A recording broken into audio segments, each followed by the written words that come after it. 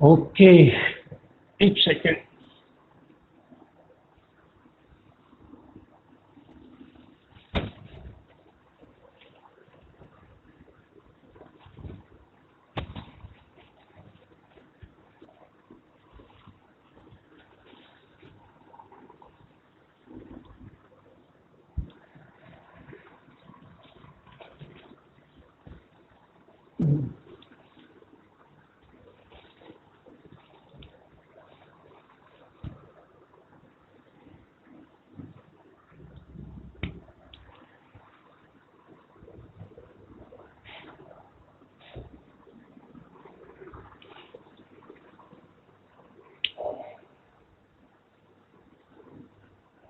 तो आप ये बोर्ड देख पा रहे हैं?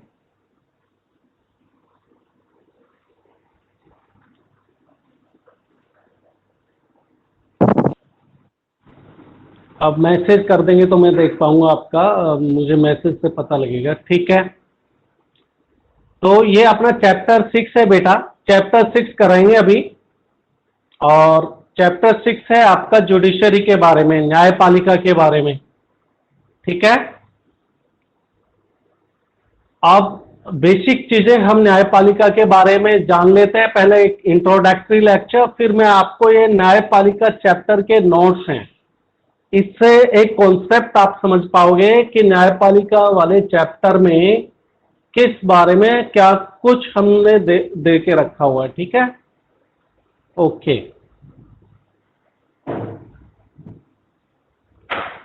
तो सबसे पहले तो ये है कि देश के अंदर, किसी भी एक डेमोक्रेटिक कंट्री के अंदर न्यायपालिका की जरूरत क्या है। Why do we need a judiciary, ठीक है ना।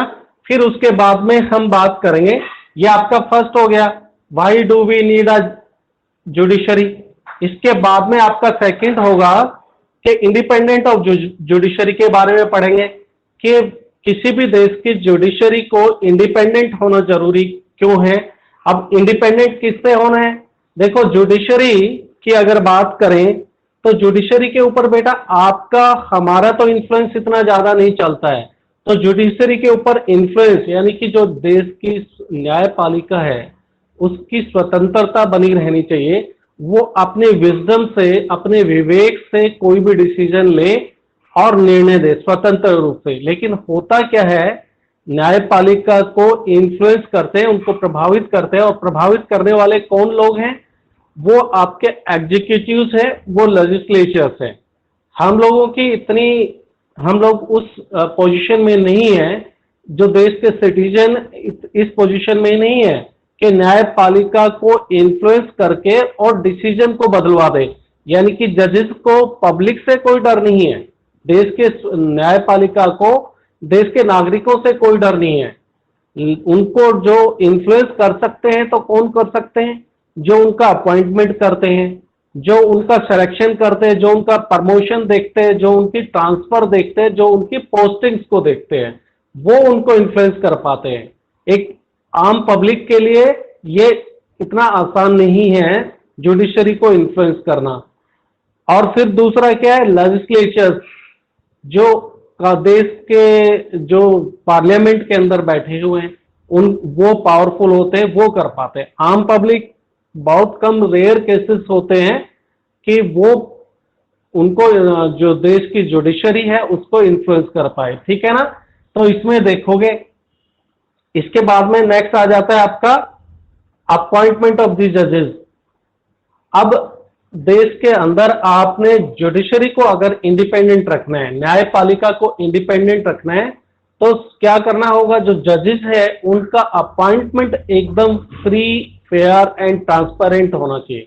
अगर उनके अपॉइंटमेंट के अंदर जब भी उनकी नियुक्ति करती है, उनका सिलेक्शन किया जाता है, अगर वहां पर कोई धांधली होगी या उनके अपॉइंटमेंट के अंदर जुडिशरी के लोगों के अपॉइंटमेंट के अंदर, यानी कि जो न्यायाधीश देश में अपॉइंटमेंट किए जाते हैं, उनके अपॉइंटमेंट के अंदर एग्जीक्यूटिव्स, कार्यपालिका का, मंत्री लोगों का अगर ज्यादा रोल होगा तो मंत्री से वो डर के काम करेंगे। ठीक है ना। वहीं पार्लियामेंट का रोल होगा तो पार्लियामेंट से उनको डरना होगा, मतलब उनका एक इन्फ्लुएंस वो कर पाएंगे डिसीजंस को। तो हमें ऐसा तरीका कोई चुनना होगा जिसकी बात करेंगे कि किस तरह से जो जजेस हैं वो इंडिपेंडेंटली काम कर सके, उनके अपॉइंटमेंट के अंदर किसी दूसरे जो ऑर्गन्स हैं, गवर्नमेंट के ऑर्गन्स के बारे में हमने कई बार आपसे बात की है। डेमोक्रेसी के अंदर जो गवर्नमेंट के ऑर्गन्स है, जैसे एग्जीक्यूटिव है, लेजिस्लेचर्स है और जुडिशरी है। तो आज हमारा चैप्टर ही जुडिशरी का है। तो जुडिशरी को हमने बात की कि उनको प्रभावित करने वाले लोग कौन होते हैं और उनके प्रभाव से कैसे बचा जा सकता है। और फिर आप इस पूरे चैप्टर में जुडिशरी की, और जैसे देश के लिए एक सबसे हाईएस्ट जो देश के अंदर निर्णय देने का काम है वो सुप्रीम कोर्ट के पास है। फिर उसके बाद में हर एक स्टेट के अंदर में स्टेट के हाई कोर्ट होते हैं। एक स्टेट के लिए या एक से दो स्टेट के भी कोई एक हाई कोर्ट हो सकते हैं, जिसको हिंदी में उच्च न्यायालय बोलते हैं। फिर उच्च न्यायालय के अधीन उनके जुरिस्डिक्शन में और लोअर कोर्ट्स आते हैं, उनके बारे में भी इसमें डिसीजन करेंगे।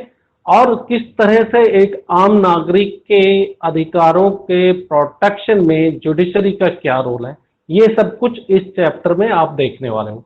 तो ये नोट्स हैं और आप इसी तरीके से ये आपके बुक के अंदर नहीं मिलेंगे, बुक से आपको पढ़ा देंगे, लेकिन एक चैप्टर का कॉन्सेप्ट आपको डेवलप हो जाए इसलिए हम कर रहे हैं। तो सबसे पहले हो गया आपका why do we need independent judiciary, ठीक है ना। हमें एक स्वतंत्र न्यायपालिका की जरूरत क्यों है, इसके बारे में बात करेंगे इसमें। तो the principal role of the judiciary is to protect rule of law and ensure supremacy of law. सबसे जो बड़ा काम देश की न्यायपालिका का है क्या, प्रोटेक्ट रूल ऑफ लॉ, देश के कानूनों का प्रोटेक्शन करना, and ensure supremacy of law, और देश के अंदर लॉ ही सबसे बड़ा हो। यानी कि देश में किसी के रैंक से, किसी के पद से, कौन कितने ऊंचे पद पे बैठा है वो मैटर नहीं करता। किसी भी एक डेमोक्रेटिक कंट्री के अंदर बेटा, वहां पर जुडिशरी ये इंश्योर करती है, न्यायपालिका, कि वहां पर न्याय का कानून हो। यानी कि राष्ट्रपति हो, प्रधानमंत्री हो या देश का आम नागरिक हो, उन सबके लिए कानून बराबर हो। अगर किसी ने कोई अपराध किया है तो सबको बराबर एक अपराध के लिए एक इक्वल सजा होनी चाहिए, ठीक है। तो ये है why do we need independent judiciary का, ये हो गया। दैट नेक्स्ट है आपका, it safeguard right of individual. Judiciary क्या करती है, हर एक नागरिक के अधिकारों की सुरक्षा करती है। It safeguard the right of individual, settle dispute in accordance with the law and ensure that democracy does not give way of individual और ग्रुप डिक्टेटरशिप। ये आपके अधिकारों की सुरक्षा करती है, सेटल डिस्प्यूट्स, और जो भी डिस्प्यूट्स होते हैं, झगड़े होते हैं, विवाद हैं, उनको सेटल करती है in accordance with the law. और वो सारे डिस्प्यूट्स को जजेस अपनी इच्छा से नहीं करते बेटा, उसके लिए कानून के हिसाब से उनको चलना होता है। In accordance with the law चलते हैं। And ensure that the democracy does not give way to individual और ग्रुप डिक्टेटरशिप।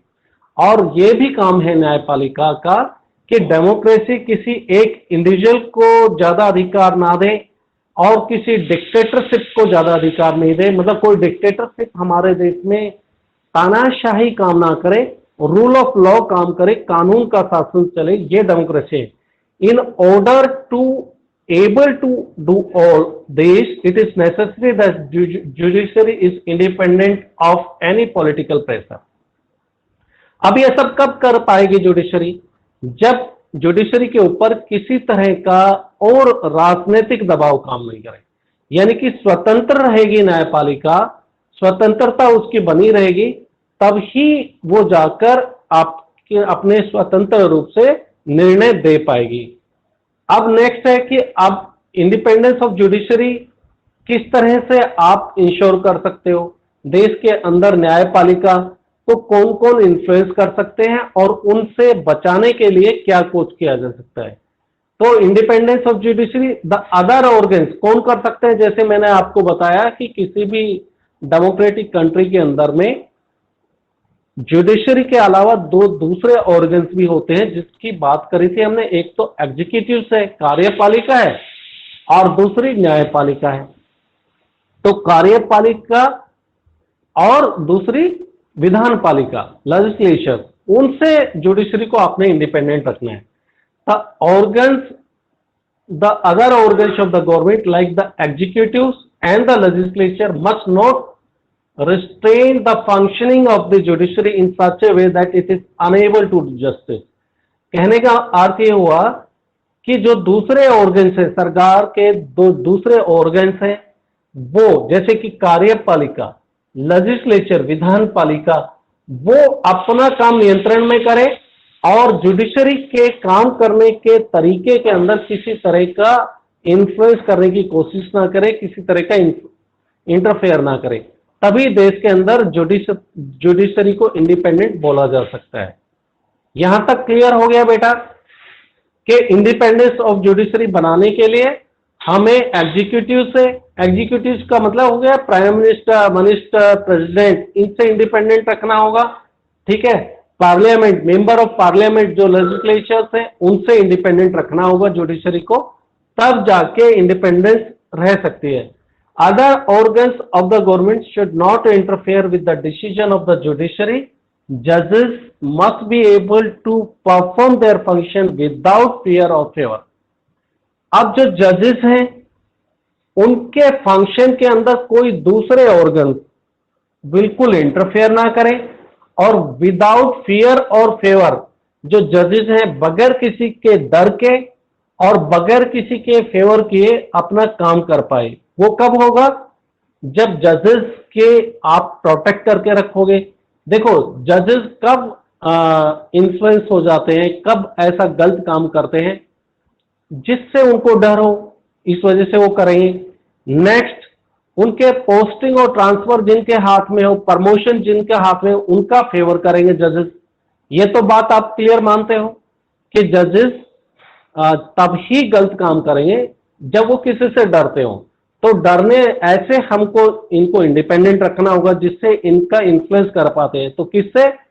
मंत्रियों से इनको और मेंबर ऑफ पार्लियामेंट से इनको इंडिपेंडेंट रखना होगा। ठीक है ना?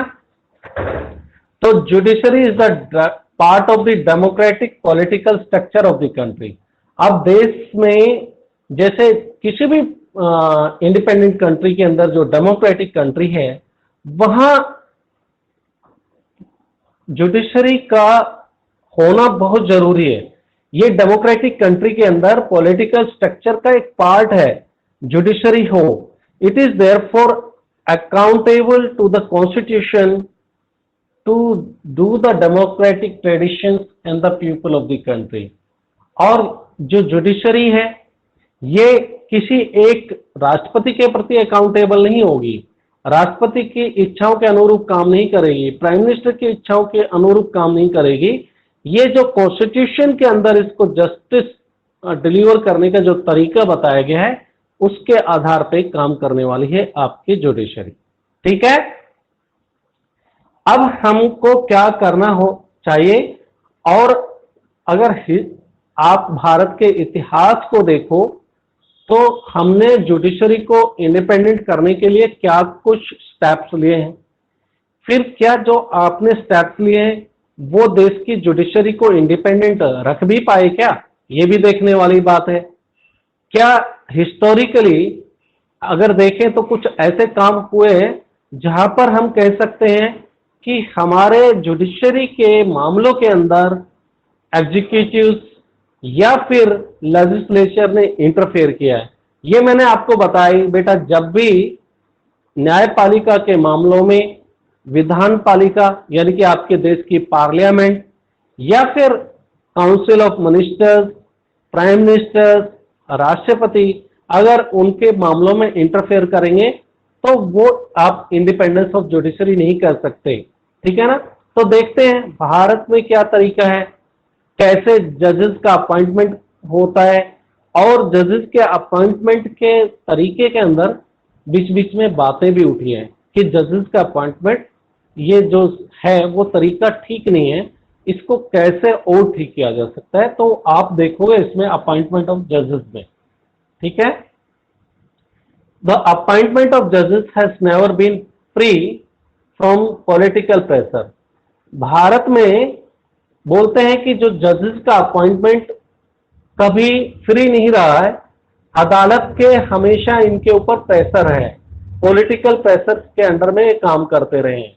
ठीक है ना। काउंसिल ऑफ मिनिस्टर्स, अब कौन कौन इनको प्रभावित करते हैं? काउंसिल ऑफ मिनिस्टर, मंत्री, गवर्नर्स। अब जैसे मान लो हरियाणा का जो जज है, उसको अब उसकी पोस्टिंग ट्रांसफर करने में कहीं ना कहीं अपॉइंटमेंट करने में गवर्नर का रोल रहता है, गवर्नर से पूछा जाता है, चीफ मिनिस्टर का भी रोल रहता है। तो फिर अब जो चीफ जस्टिस हरियाणा के हाई कोर्ट का होगा, पंजाब और हरियाणा का हाई कोर्ट आपको पता ही है चंडीगढ़ में है, और उनका जो चीफ जस्टिस होगा, अगर उनके अपॉइंटमेंट में council of ministers, governor, chief minister और अदर जजेस का रोल रहेगा, तो फिर वो आप कह सकते हो कि इतना इंडिपेंडेंटली काम नहीं कर पाएंगे। ठीक है ना। तो over the years a convention had developed whereby the senior most जज of the supreme Court was appointed as chief justice of India. भारत के अंदर ओवर द इयर्स मतलब पिछले सालों में ये देखा गया कि जो जजेस के appointment, chief justice of India, जैसे देश का सुप्रीम कोर्ट है, आपका सुप्रीम कोर्ट का जो चीफ जस्टिस है, उसको अपॉइंटमेंट के लिए एक कॉन्वेंशन, एक ट्रेडिशन, एक तरीका बना दिया गया है कि जो सबसे सीनियर मोस्ट जज है वो ही देश का चीफ जस्टिस बनने वाला है। सपोज करो कि आज के अंदर जो चीफ जस्टिस है वो अगले 2 महीने बाद में रिटायर जा रहा है, तो उसका एक पहले प्रोसीजर था कि जो बाकी जो जजेस हैं, हाई कोर्ट के जजेस हैं, सुप्रीम कोर्ट के जो जजेस हैं, उनमें जो सबसे सीनियर मोस्ट जज हैं उसी को ही चीफ जस्टिस बना दिया जाता था। ये ट्रेडिशन चला आ रहा था। लेकिन उसमें कमी क्या है बेटा? अगर इसी तरह से अपॉइंटमेंट होते रहेंगे तो फिर अब ये इनको करता कौन है? इनको लॉ मिनिस्ट्री करती है, प्राइम मिनिस्टर का रोल होता है, काउंसिल ऑफ मिनिस्टर्स का रोल रहता है। तो उसमें जो चीफ जस्टिस का अपॉइंटमेंट का जो तरीका है, उसमें कहीं ना कहीं जो काउंसिल ऑफ मिनिस्टर्स का रोल रहने की वजह से हमेशा ये रहता है कि भाई वो इतना ट्रांसपेरेंट रूप से काम नहीं करेगा। जो सरकार है जो उसको अपॉइंटमेंट करती है उसके लिए वो काम करेगा। तो उसकी इंडिपेंडेंस को बनाए रखने के लिए अब कुछ जो chief justice of India beach में रहा, उन्होंने कोई एक तरीका बताया कि भाई जो जजेस को अपॉइंटमेंट का जो तरीका है भारत के अंदर, वो इतना इंडिपेंडेंट नहीं है, फ्री एंड फेयर नहीं है। इस जजेस कौन देश का चीफ जस्टिस बनना चाहिए, उनका रोल उसके अंदर सबसे ज्यादा जुडिशरी का रोल होना चाहिए, प्रधानमंत्री का रोल नहीं होना चाहिए, राष्ट्रपति का रोल इतना नहीं होना चाहिए, और काउंसिल ऑफ मिनिस्टर्स का नहीं होना चाहिए, पार्लियामेंट का नहीं होना चाहिए। तो उन्होंने एक तरीका निकाला, उसके बारे में आप बात करोगे। ठीक है ना। इसमें तो द अपॉइंटमेंट ऑफ द जजेस has never been free from political controversy. Bharat के अंदर जो जजेस का अपॉइंटमेंट है उसका अपॉइंटमेंट कभी भी फ्री नहीं रहा। उसके ऊपर जैसे आज के दिन सरकार है एनडीए की, बीजेपी की सरकार है, अब ये किसी चीफ जस्टिस को अपॉइंटमेंट करती है तो कांग्रेस और दूसरी पार्टियां ये बोलेंगी कि भाई इन्होंने अपने फेवर का जो जज है उसको चीफ जस्टिस बना दिया। ठीक है ना। तो इसके ऊपर हमेशा कुछ ना कुछ कंट्रोवर्सीज चलती रहती थी। Council of ministers, governor, chief ministers, chief justice of India all influence the process of judicial appointment. ये लोग हैं जो जुडिशियल अपॉइंटमेंट के प्रोसेस में इंटरफेयर करते हैं, इन्फ्लुएंस करने की कोशिश करते हैं। कौन? मिनिस्टर्स, गवर्नर्स, राज्य के राज्यपाल हैं, chief ministers, chief justice of India, all influence the process of appointment. ये सबका रोल रहता था। Over the years a convention had been develop. क्या डेवलप हो गया? एक तरीका डेवलप हुआ है whereby the senior most जजेस of the supreme Court was appointed as the chief justice of India. कि जो सबसे सीनियर मोस्ट जज है उसको हमने चीफ जस्टिस बनाने का एक तरीका कर दिया है कि भाई वही जो सबसे सीनियर मोस्ट जज होगा वो चीफ जस्टिस बनेगा। अब 1973 और 75 में ये जो कन्वेंशन है इसको भी तोड़ दिया। उस पीरियड में प्राइम मिनिस्टर थी इंदिरा गांधी और उन्होंने जो तरीका था उसको ब्रेक करके, और उन्होंने क्या किया उसके बारे में देखते हैं। The convention was however broken twice. ये जो तरीका था ये दो बार, हिस्टोरिकली अगर हम देखें तो इस तरीके को दो बार तोड़ दिया गया। कब कब? इन 1973 A.N. Roy was appointed as chief justice superseding 3 senior जजेस। अब ये जो श्रीमान A.N. रॉय है ये प्राइम मिनिस्टर के करीबी रहे, प्राइम मिनिस्टर से इनके पहुंच थी, तो इनको और जजेस को छोड़ के, जो इनसे और भी जो जजेस थे सीनियर, इनसे जो पहले जिन्होंने भर्ती हुए थे, इनको छोड़ के एन रॉय को चीफ जस्टिस बना दिया गया। फिर जस्टिस M.H. बेग है, ये बात कब की है? 1973 की है, ठीक है ना। फिर 1975 में अगर आप देखोगे, 1975 के अंदर M.H. बेग को अपॉइंट कर दिया, superseding HR Khanna. HR Khanna को बनना चाहिए था सीनियरिटी के हिसाब से, लेकिन बना किसको दिया गया बेटा? ये आपके जस्टिस M.H. बेग को। तो दो बार ये जो कन्वेंशन है उसको तोड़ दिया गया। द अदर जजेस of the supreme court and high court are appointed by the president after consulting the CJI। अब ये तरीका पहले होता था, क्या होता था? जितने भी जजेस को अपॉइंटमेंट करना होता है उसमें सुप्रीम कोर्ट का जो सुप्रीम कोर्ट या हाई कोर्ट के जजेस के अपॉइंटमेंट में सुप्रीम कोर्ट के जो चीफ जस्टिस है, CJI का मतलब chief justice of India, and president और राष्ट्रपति से कंसल्टेशन करके जजेस को अपॉइंटमेंट किया जाता था। अब राष्ट्रपति का मतलब यही है, देश में आपको मैं बेटा कितनी बार बता चुका हूं कि राष्ट्रपति के पास में कोई खास पावर अपने देश में है नहीं। तो जब जब हम राष्ट्रपति की बात करेंगे तो उसकी एग्जीक्यूटिव पावर का इस्तेमाल कौन करता है? Prime minister and council of minister. यानी कि जब भी देश के अंदर अदर जजेस, चीफ जस्टिस ऑफ इंडिया के बाद में सुप्रीम कोर्ट और हाई कोर्ट के जजेस का अपॉइंटमेंट होता है, तो राष्ट्रपति का रोल की जगह काउंसिल ऑफ मिनिस्टर्स और प्राइम मिनिस्टर और चीफ जस्टिस ऑफ इंडिया से पूछा जाता था। लेकिन जैसा कि मैंने आपको बताया, अभी ओवर द पीरियड ये थोड़ा सा जो ट्रेडिशन कल्चर जो चला आ रहा था इसको चेंज कर दिया गया है। जजेस अड़ गए कि भाई जो जजेस का अपॉइंटमेंट है, कौन जज किस तरह से काम करता है उसके बारे में हम ज्यादा जानते हैं, ना कि काउंसिल ऑफ मिनिस्टर्स। उनका डिलीवर ऑफ जस्टिस वो कितने फ्री एंड फेयर ट्रांसपेरेंट रूप से काम कर रहे हैं उनके बारे में हमें ज्यादा पता है। तो फिर इसके बाद में उनके अपॉइंटमेंट के अंदर आज के दिन role chief justice of India और जो चीफ जस्टिस के नीचे 4 जजेस हैं उनका रोल ज्यादा हो गया। नीचे का मतलब जो उसके इमीडिएट सुपीरियर जजेस हैं, यानी कि जैसे जैसे आपके स्कूल में बात करें तो प्रिंसिपल, और प्रिंसिपल के बाद में वाइस प्रिंसिपल, फिर उसके जो सबसे सीनियर मोस्ट टीचर होते हैं। तो ऐसे ही जैसे सुप्रीम कोर्ट के अंदर चीफ जस्टिस ऑफ इंडिया और अदर 4 जजेस हैं उनके नीचे सीनियरिटी में आते हैं, उनका रोल हो गया है। तो इस सिस्टम को हम कॉलेजियम सिस्टम बोलते हैं, ठीक है। The other judges of the Supreme Court and High Court appointed by the President after consulting the CJI। अब ये तो पुराना तरीका है। The final decision in matter of appointment rested with the Council of Ministers। ये बोल रहे हैं कि फाइनल डिसीजन जजेस के अपॉइंटमेंट में काउंसिल ऑफ मिनिस्टर्स का होता था, आज के दिन नहीं है।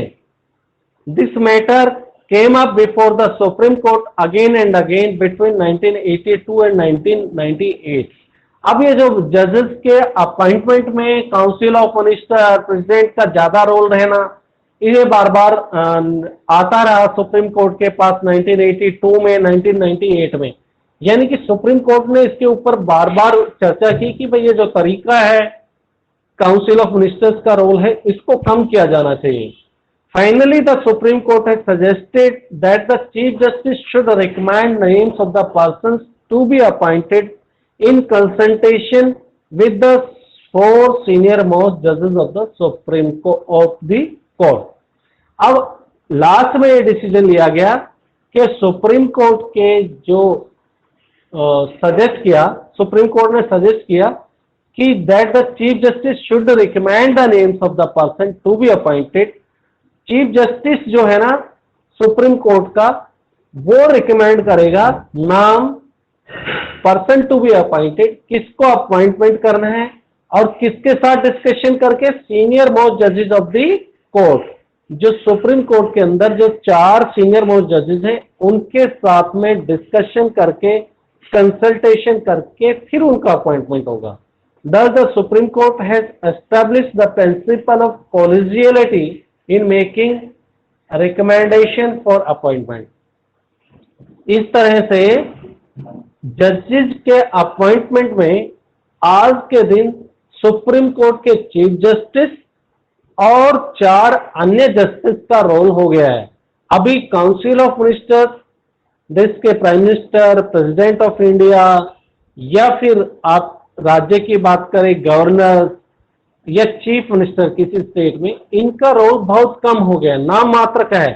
फाइनल डिसीजंस क्या है, chief justice of India senior most 4 जजेस से डिस्कशन करेगा और उनकी एक लिस्ट तैयार होगी और वो लिस्ट बनाकर जो काउंसिल ऑफ मिनिस्टर्स के पास में या प्रेसिडेंट के पास में चले जाती है।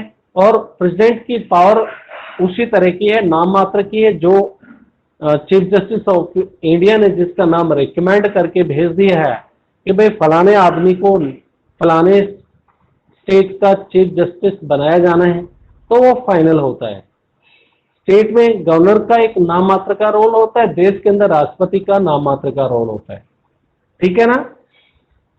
अब इसमें आगे हम कल पढ़ेंगे रिमूवल ऑफ द जजेस, कि जजेस को निकालने का क्या तरीका बनाया है।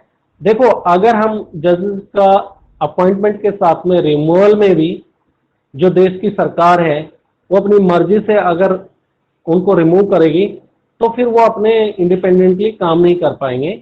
तो उसके लिए भी कॉन्स्टिट्यूशन में जजेस को रिमूवल के लिए भी कुछ एक तरीका बताया गया है, जिसके आधार के ऊपर ही जो जजेस हैं उनको उनकी पोस्ट से हटाया जा सकता है, ताकि वो इंडिपेंडेंटली काम कर सके, डर के काम ना हो।